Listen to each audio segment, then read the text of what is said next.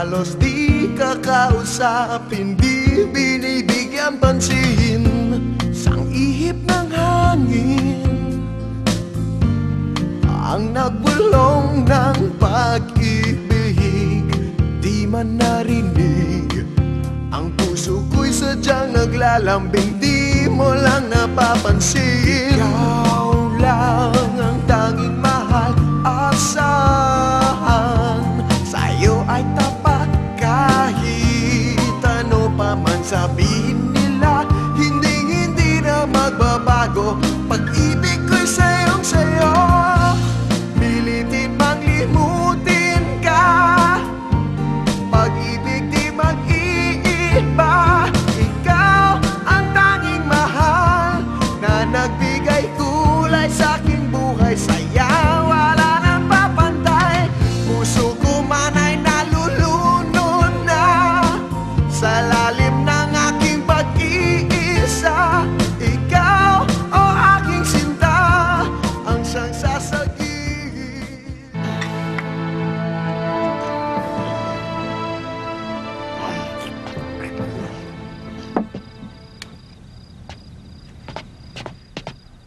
Magandang gabi. Ano ko ba? Tama na nga yan.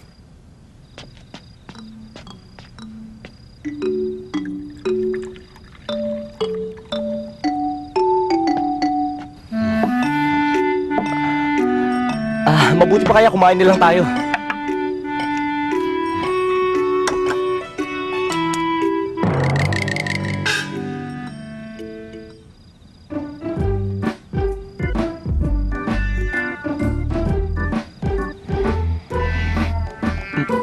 Sa akin ba ito? Ang bait niyo namang dalawa at sabay pa kayo nagbigay sa akin.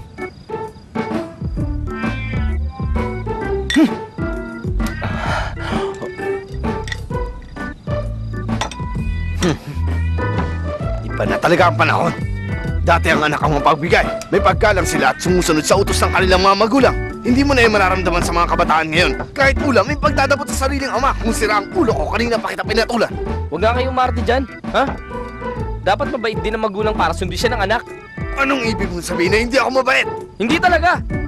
Pangaralan mo dapat ako, hindi sinasaktan. Karapatan ng ama ang supili ng kalokohan ng anak. Wala akong kalokohan! Bawiin niyo sinabi niyo! Hindi ko yun babawiin! Uminom na lang tayo. Ayoko! Tama na kasi yan. Pagbigyan niyo na ako, ngayon ako iinom ng alak.